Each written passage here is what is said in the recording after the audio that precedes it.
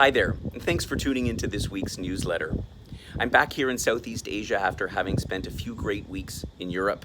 Last week I told you a little bit of the things that differentiate us here at Wheel and Anchor and what makes our community different than just booking through a travel agency or a tour operator. And as I was looking through a few of the questions that our members posed in the numerous questionnaires we've received over the last few weeks, I thought I'd like to address a few of those because they very much are in the context of what I was saying are some of the things that do make us different. So for example, Kathy from Dartmouth, Nova Scotia asked, will I find your prices higher or lower than booking through a regular travel agent? Well, as I think you'll know by now, we aren't actually a regular travel agent. Of course, we're a licensed travel company that enables us to sell tours in Canada. But the type of programs that we sell aren't the things that you'll find in a travel agency, because every single program that we do is curated, designed by myself, put together by my colleagues, and it's carefully thought out in the context of the type of travel experience that we're trying to deliver for our Wheel and Anchor members. So as a result, you can't really compare the prices per se. Our groups are a little bit smaller. Some travel agencies sell programs with big tour companies that like to have bus tours, with 30 or 40 people on board, and those are definitely cheaper to operate than when you're doing the type of smaller group experience that we like to have here at Wheel and Anchor. So there's no real sort of apples to apples comparison, if you will. Having been over 25 years in the business, I do have a lot of contacts from around the world, and we like to think that the value we deliver to our members is very high, and so you'll find you definitely get what you pay for when you travel on one of the trips at Wheel and Anchor. Joanne from Red Deer, Alberta said, I find many tours travel too quickly, leaving little time to get to know a place on one's own. Do you allow time for explanation?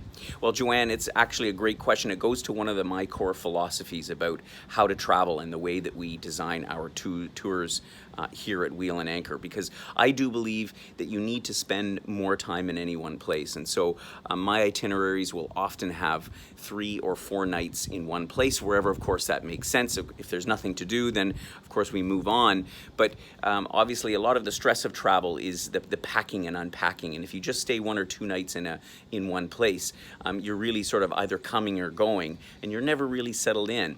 And if I think back about our tour that we just had in Croatia a few weeks back, we had a number of days where we had a half a day or even a full day fully at leisure, and it was a really great experience, because I think that most people will agree the memories of travel happen not when you're sitting on the bus or walking around with the tour guide saying, oh, X is on the right and Y is on the left. But rather the great experiences happen when you're meandering and you get lost down some little alleyways and you find a little bistro or a coffee shop, or in the case of Croatia, it was an ice cream stand. And we were constantly looking for places that served what we thought was the best ice cream. And so many places had maintained that they served the best ice cream in all of Croatia.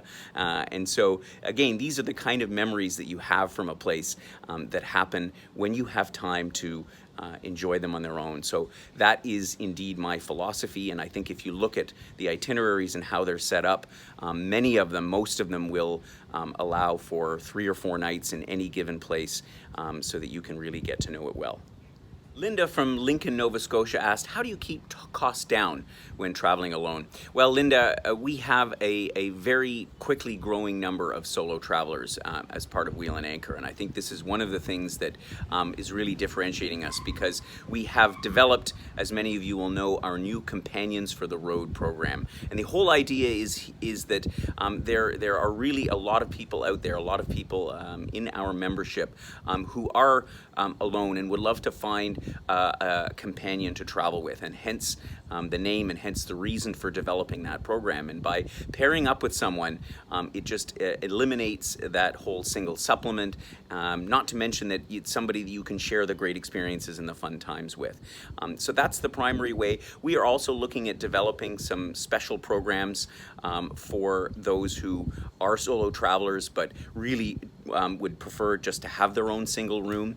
And so, for example, we ran earlier this year our Austrian spa and wellness program for women only, which was really very well priced, considering that it was single rooms throughout the entire program. We're also looking into a river cruise that I hope to be announcing some more details about very soon, which would be an all single cabin river cruise. So these are the type of things that we're doing and negotiating with some of our partners to find ways to keep costs down for our solo travelers, because we know there are many of you out there. Obviously, there are a lot more questions that are posed by our members, and I tried to pick just a few of them to discuss here, but I love to get your questions. We are a community, and your input is important to designing the type of trips, the type of events, and other ways that we will get to know each other as a group of like-minded travelers. So keep those questions going. If you have any broader themes or thoughts, I also welcome a letter to the editor. Our first print newsletter will be out this coming week, and our second one is already in preparation. And so I'd love to get any comments and feedback for you that you would feel like would be valuable to print in our newsletter. Just a couple last announcements. Our Italy North to South program, hosted by Amber Riedel, which is leaving this coming October, is almost full, and we've got a few seats left. So anybody interested in that? We also have a few of our solo traveler members who've indicated that they would be interested in finding somebody to go along with on that trip. So if you are interested at all in Italy, now's the time, because we will be closing that tour off in the very near future. Similarly, our very popular program to Egypt, Israel, and Jordan happening in January is also almost full. So if you have any interest in that tour, then please do let us know, and we will try to squeeze you in. I look forward to coming back to you next week from here in Southeast Asia, where I'll be hanging my hat for the next couple of weeks. And in the meantime, of course, I wish you a wonderful summer and happy travels.